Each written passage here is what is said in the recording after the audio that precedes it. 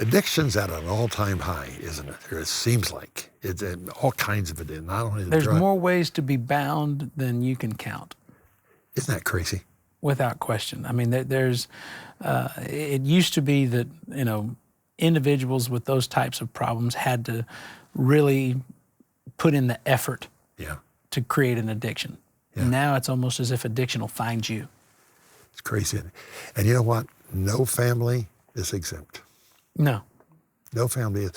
Addiction, I think, touches every family who is listening here today. They're familiar with it in some way. Yeah. You're a pastor.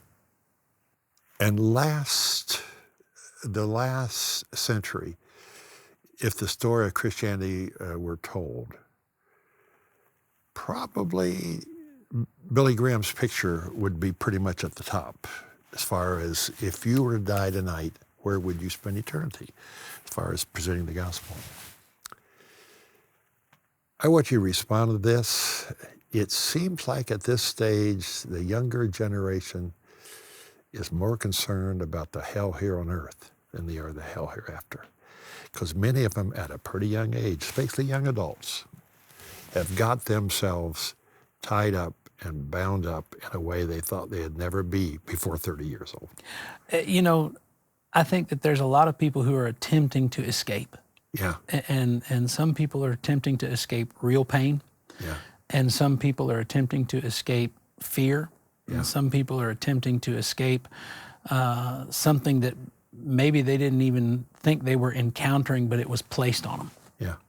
And one of the things that I have found in the times that I've engaged with a younger generation is how quickly they had to grow up.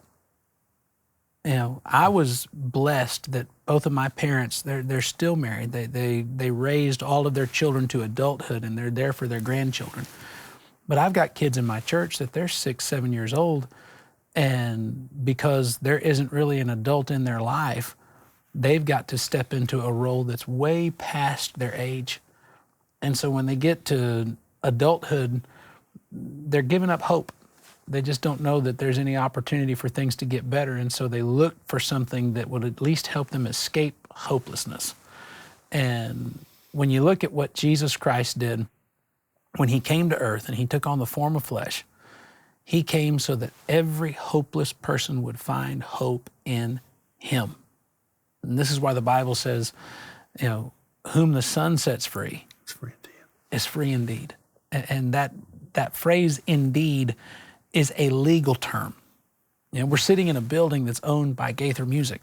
Mm-hmm. And if somebody were to come and contest that, they would say, excuse me, sir, by what right and privilege do you sit in this room, and do you have the permission to utilize this space for your own, bidding? Yeah. And you go to a file in your office and you say, well, I've got a deed right here that says I bought it. Well, Jesus Christ has a deed on every person that he has ever set free. Yeah. And anytime you're out of hope, anytime you are looking to escape, you can go to the one who bought and paid the price for your freedom.